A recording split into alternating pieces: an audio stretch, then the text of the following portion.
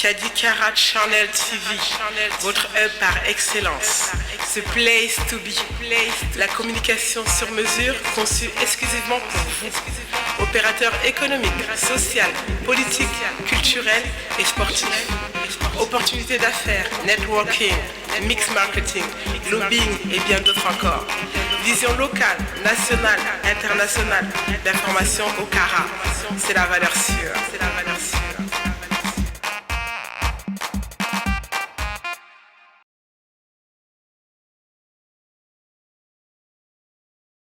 Bonjour monsieur, madame, d'être venu à cette conférence de presse initiée par le CSDMF. Je constate que ce n'est pas nous seulement en Afrique qu'on dit que les gens ne viennent pas à l'heure. On emporte ça avec nous là où nous partons, nous venons un peu avec un peu de retard. Mais ceci dit, la qualité de la présence est assez réjouissante pour échanger avec vous la motivation de cette conférence de presse, au point de presse.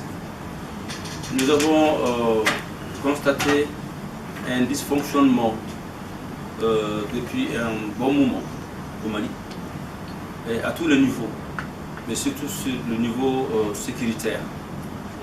Depuis 2012, tout le monde a constaté que nos forces armées n'ont pas pu arriver à combattre le terrorisme, et, entre guillemets, qu'il n'était rien d'autre que le résultat d'une politique extérieure de la France et ses partenaires, et une politique extérieure de la communauté internationale qui a détruit l'Irak, la Syrie, et ce qui a résulté à ces vagues d'immigrés qui sont venus de partout en Europe.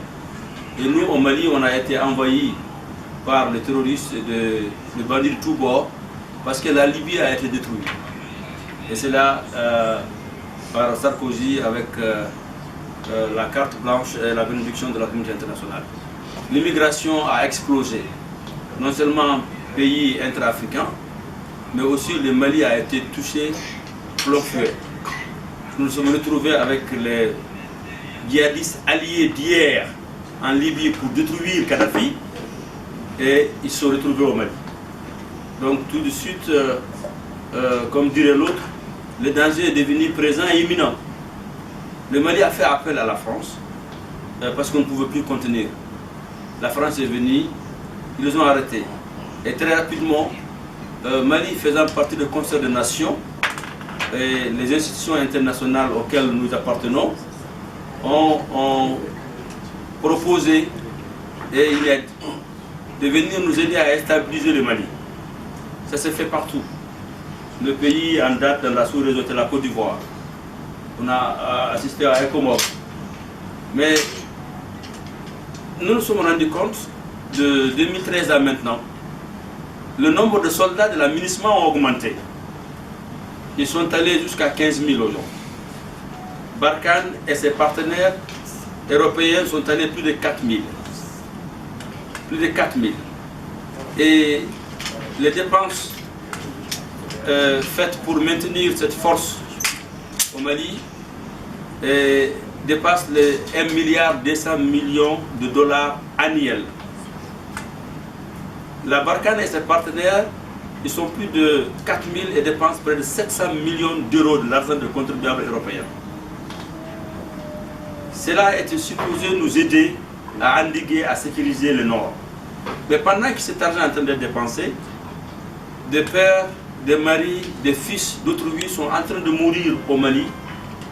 Et ça n'a rien diminué en termes de sécurité et de l'insécurité.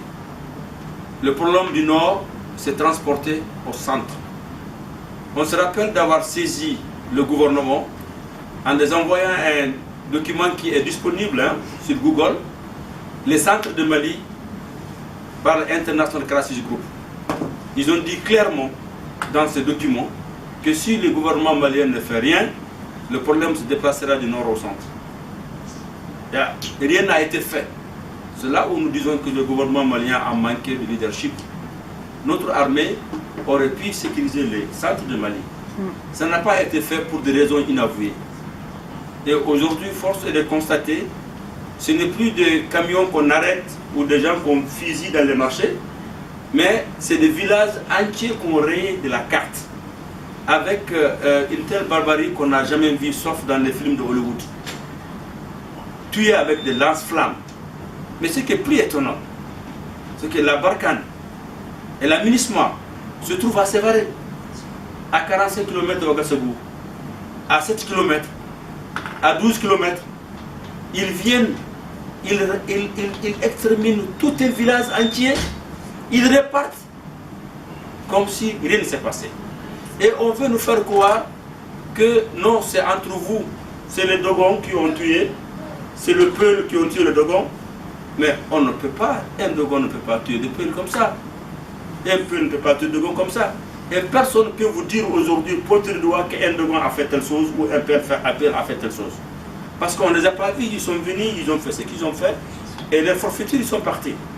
Donc nous, notre constat, que les Maliens de l'intérieur ont atteint leurs limites de résilience, de leur patience. On nous a tout pris. Notre intégrité a été prise, notre dignité, notre honorabilité. Ils nous ont tout pris. Les Maliens de l'intérieur aujourd'hui, il ne reste qu'une seule chose, l'instinct de survie. C'est là où nous avons fait une appréciation réelle de la situation. Nous disons, les Maliens de l'intérieur ne sont pas le seul qui constitue le Mali. Vous avez les Maliens établis à l'extérieur qu'on appelle la diaspora. Un Malien sur trois vit en dehors du Mali.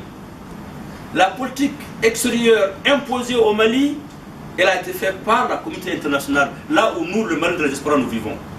Nous disons qu'il y a encore de l'espoir.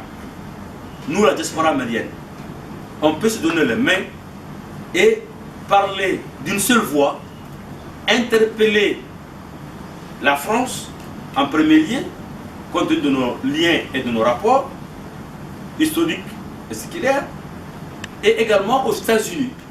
Parce que les Nations Unies, comme le nom indique, c'est l'ensemble des nations. La France est la tête de file des Nations Unies en ce qui concerne le Mali.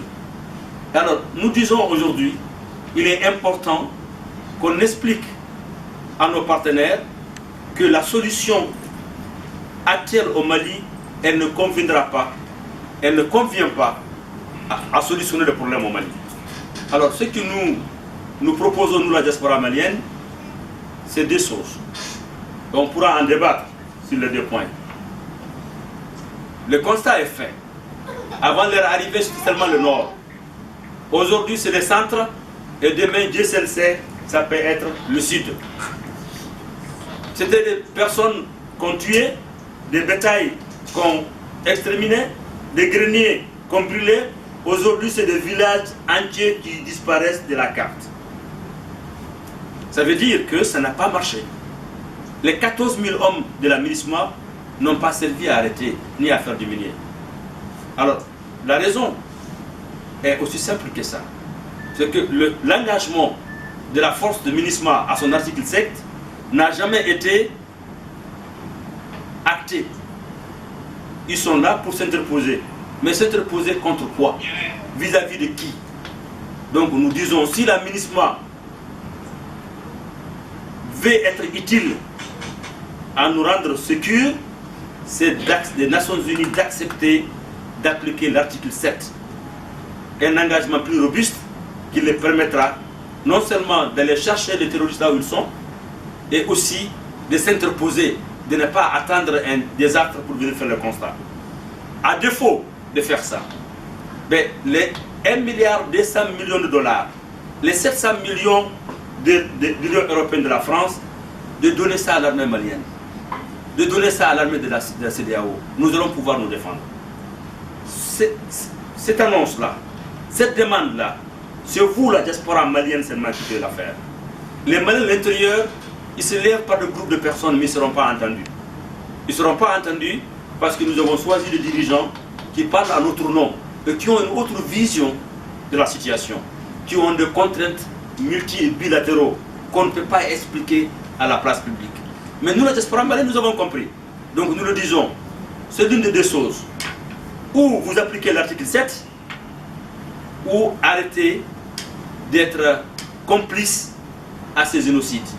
Parce que moi, je vais vous dire, s'il y a une instance qui existe sur cette planète où on peut porter plainte contre les Nations Unies et la Barkhane, la diaspora malienne devrait le faire. Parce que vous êtes venus pour quelque chose.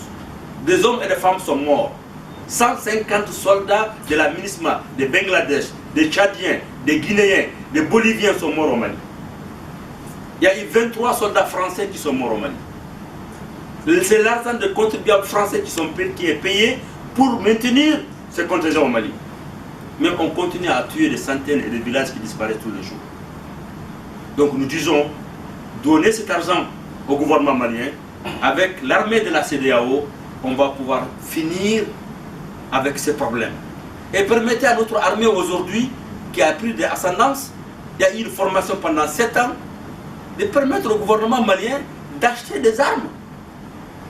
Il n'est pas possible d'acheter des armes. Comment est-ce qu'on peut combattre quelqu'un qui est non seulement soutenu financièrement, qui est armé, et nous, notre armée régalienne, quand il veut s'armer pour se battre, on dit non, vous avez signé un accord de défense, on le fera à votre place. Donc, nous, la diaspora malienne, on est le seul à pouvoir le dire. Alors, donc, nous disons, à la communauté internationale, nous resterons indéfiniment redevables pour ces hommes et ces femmes qui sont morts au Mali. Nous n'oublierons jamais. Mais vous savez, il y a des événements du Mali qu'on oublie. J'aimerais que chacun de vous se pose la question. Quand la France a été menacée de disparition, la deuxième guerre, la première guerre, il y a eu combien de Maliens qui sont venus pour sauver la France? Il y a eu combien de Maliens et des Africains qui sont morts en France? Vous savez, c'est des milliers. C'est beaucoup plus que le nombre de contingents de la MINUSMA et de la Barkhane au Mali. Donc vous voyez, donc on a été là aussi quand ils ont eu besoin de nous. C'est grâce à nous qu'il y a eu cette libération de la France. Alors, c'est avec nous que ça a été fait.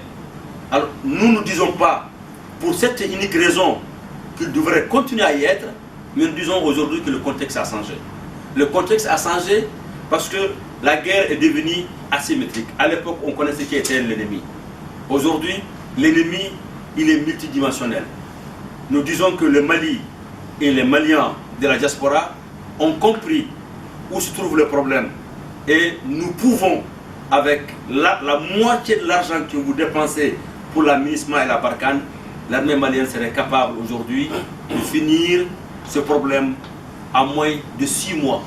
Ça, c'est notre proposition de la diaspora malienne. La deuxième proposition, elle est simple. Vous savez, quand on arrête un Américain, un Français, il dépense des millions de dollars pour le libérer en cachette. De 2010 à 2015, il y a eu 57 millions de dollars dépensés pour libérer des étrangers, des Occidentaux au Mali. Mais nous, on nous dit, non, il ne faut pas parler avec Iyad. Il ne faut pas parler avec Amadou Koufa. J'ai participé à la conférence internationale en mars 2017. J'ai été le seul qui a dit devant tous les ambassadeurs accrédités au Mali, il est temps qu'on négocie avec ces personnes avec lesquelles on ne peut pas voir où ils sont. On ne peut pas le voir. Mais quand il y a un problème, vous trouvez les moyens de contacter les personnes pour libérer vos ressortissants. Donc nous voudrions qu'on parle avec ceux-ci. Le résultat a été que 2 mois après, il y a eu une commission qui a été mise en place. Et cette commission qui a été mise en place, 8 mois après, la commission a été dissoute.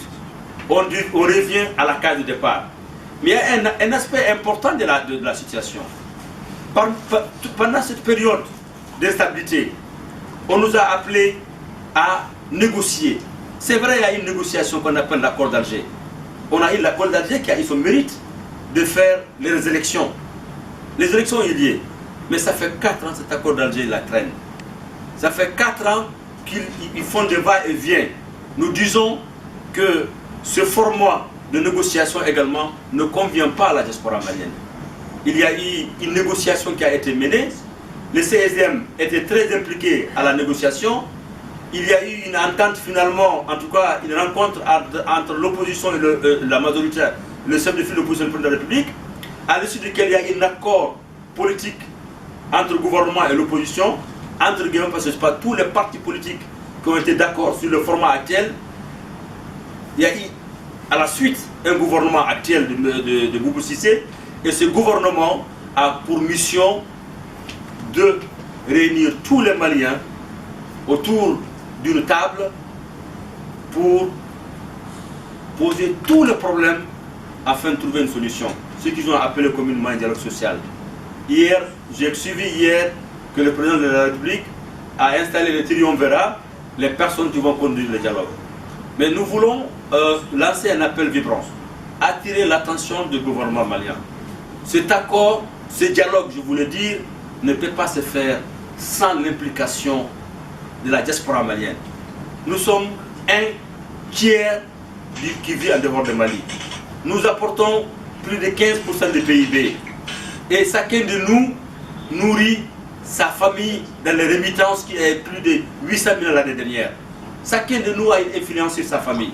On ne voudrait pas que ce dialogue se fasse au Mali sans l'implication de la diaspora malienne. Quand je dis diaspora malienne, je vais préciser, ce n'est pas une association qui va prétendre représenter toute la diaspora malienne. Nous, de CSDM, on est dans 47 pays. Nous avons participé à la concertation nationale. Nous avons participé à la révision constitutionnelle. Nous avons été consultés à la commission de loi. Et tout dernièrement, on était, avant de remettre la commission encore en cause, parce que ce sera un nouvel format, c'est le ministre de la décentralisation pour la révision de loi électorale. Parce que nous nous sommes dit, si on n'est pas impliqué à ce niveau, ce que nous voulons pour défendre au mieux l'intérêt de la diaspora malienne, c'est d'être à l'hémicycle. Et pour ce faire, il nous faut une cartographie pour savoir il y a combien de Maliens établis à l'extérieur. Et vous savez que sur la liste électorale, sur la base de laquelle le président Ibrahim Boubacar Keïta a été élu, la diaspora malienne, nous sommes que 452 900. Vous vous rendez compte? 452 900 sur plus de 6 millions de Maliens. Et rien qu'en Côte d'Ivoire, on est plus de 3 millions de Maliens. Donc nous voudrions que le gouvernement fait un recensement de tous les Maliens établis à l'extérieur afin qu'ils puissent exercer le droit constitutionnel en participant non seulement à ce dialogue social, au nom de ces SDM et nos membres dans tous nos démembrements, qui sont les 47 bureaux, y compris la France, et connaître enfin le nombre de Maliens qui sont établis à l'extérieur, détenir leurs cartes, qui pourront s'exprimer librement et enfin choisir leurs candidats, qu'on puisse voter notre candidat à la députation. Si le Sénat est retenu, on est des sénateurs. Mais il n'en est pas question, je me répète, il n'en est pas question qu'une association prétende représenter tous les Maliens. Je vous remercie si vous avez des questions sur le travail.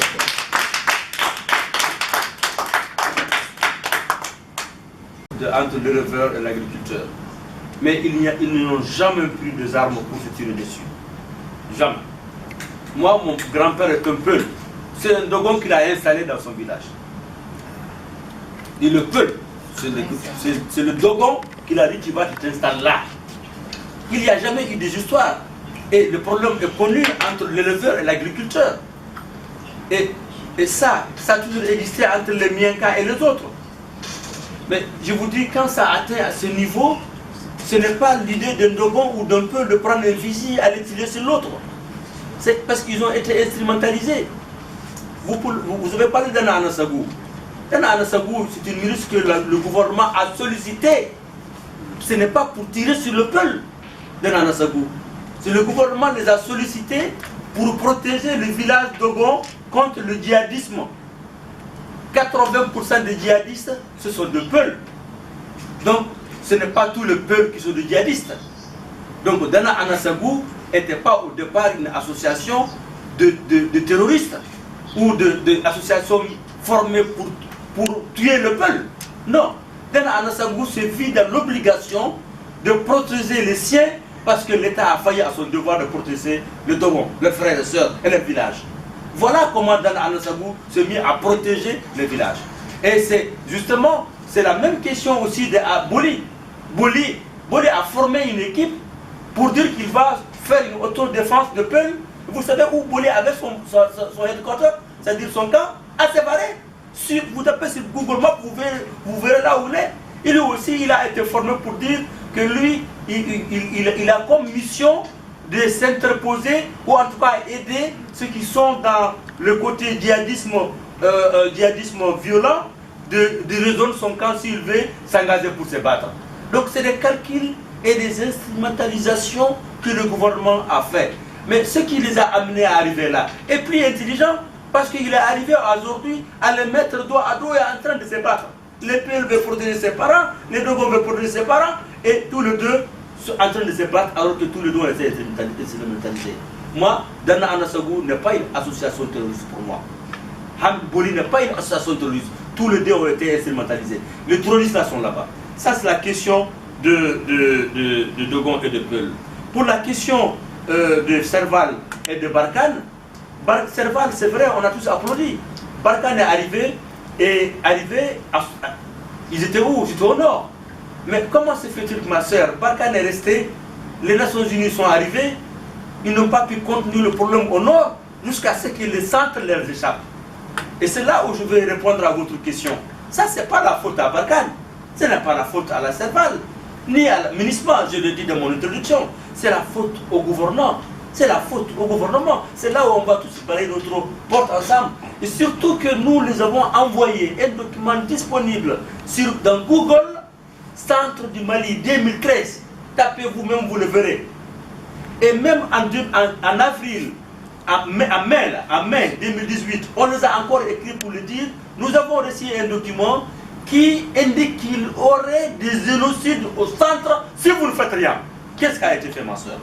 C'est ce que nous ne comprenons pas, que l'aéroport de Sévaré soit une base pour l'administration et la Barkhane, que tout se passe encore dans cette même région à 15 km, à 10 km. Vous ne pouvez pas survoler aujourd'hui Sévaré sans qu'on sache qui vous êtes, où est-ce que vous allez.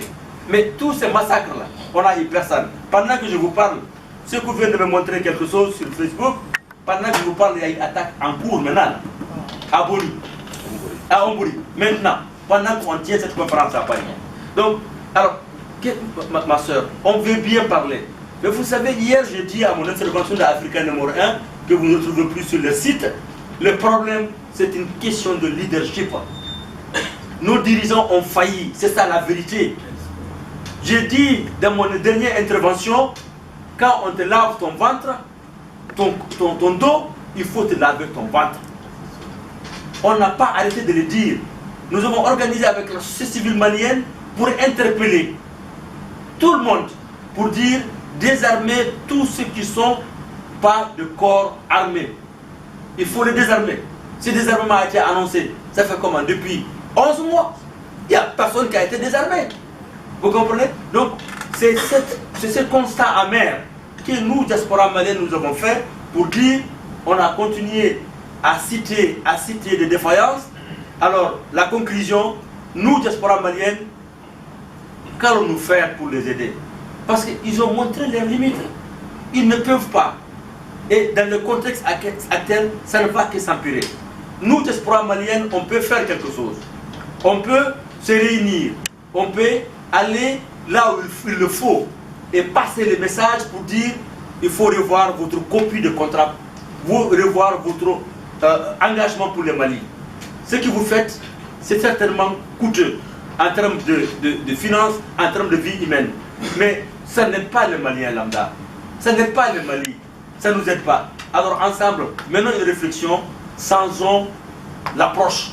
Voilà ce que le diaspora, le CSDM demande à l'ensemble de la diaspora malienne, à l'ensemble de la diaspora africaine. Nous sommes tous conscients de ce que vous venez de dire, ma soeur. Et on n'a pas arrêté de balayer devant nos portes. C'est vrai qu'il y a eu des détournements. Mais ces détournements, il y a eu combien de milliards de détournés? Si nos amis européens ne veulent plus mettre de l'argent au Mali, ils ont parfaitement raison. C'est des pays organisés, démocratiquement constitués. C'est l'argent des contribuables. J'étais à l'Union européenne il y a 2 ans. Ils m'ont dit qu'il y a 60 millions d'euros qui ont été détournés pour la diaspora. Au niveau de la société civile, on a porté plainte. Mais personne n'a été arrêté jusqu'à aujourd'hui. Pourquoi voudrez-vous que l'Union européenne dépense l'argent pour notre bien-être? Il y a des gens, 5 ou 6 personnes qui le détournent et qui ne sont pas arrêtés mis en prison. Ma soeur, nos problèmes sont nombreux. Mais nous ressemblons aujourd'hui à un père de famille qui, dans les salons, entend qu'il y a des feux au toit. Il faut sauver ce qu'on peut sauver. Il faut éteindre le feu. Et ces feux-là, aujourd'hui, nous sommes le seul, la diaspora malienne, qui sont des sapeurs-pompiers pour le Mali. On peut le faire. Il va falloir qu'on mette toutes nos différences à côté.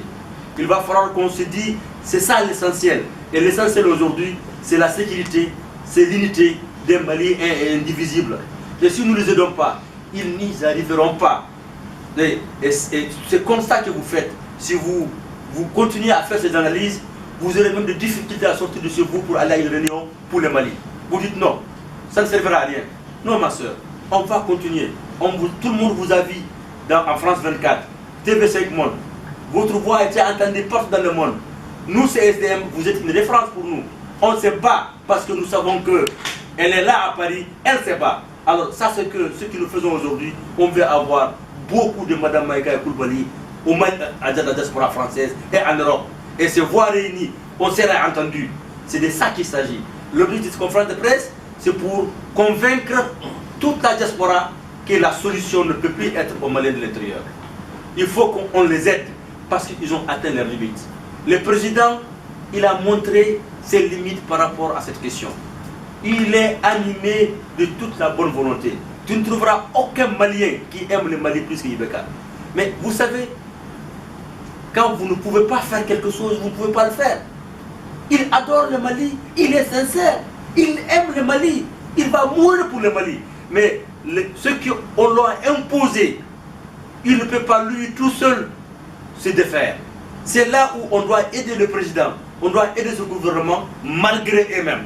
Et c'est ce que nous devons faire. Et je vous demande de continuer à vous engager davantage pour passer le message là où il le faut, avec une constance, avec une clarté de nos besoins, afin qu'ils comprennent qu'il y a une solution qui n'est pas celle qu'ils sont en train d'appliquer aujourd'hui pour le Mali.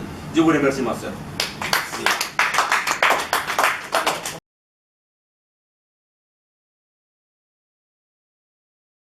bara yoro de na kirira mali be to la ay dara la de mo li jamna no te pleri kera on na ka on de kere pe ka on bo faso de nyal bon ene na na e ko faso de de ka be kelene ni mi e mi ke fe na ko ya ko ka ya ga di taw to ka ta expose war la ni be mai o be da yoro mo o da yoro do ngede o wala e do ke ki mi yoro ke jangadi ni yoro ke jangadi ki ka gerenge jangadi parce que ko jangadi kaka kayira nyala do te ala ene da kale ke nya tay ka ba ko situla ni mo mi ade abina baraka ay baraka be da ka da wala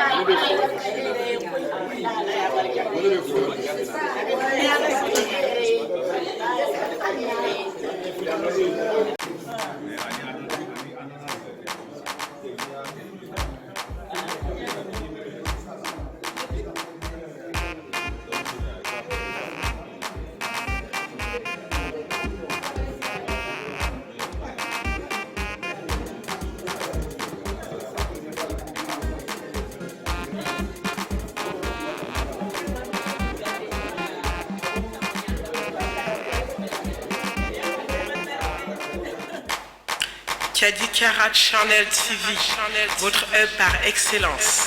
The place to be. La communication sur mesure conçue exclusivement pour vous. Opérateur économique, social, politique, culturel et sportif. Opportunités d'affaires, networking, mix marketing, lobbying et bien d'autres encore. Vision locale, nationale, internationale, d'information au Cara. C'est la valeur sûre.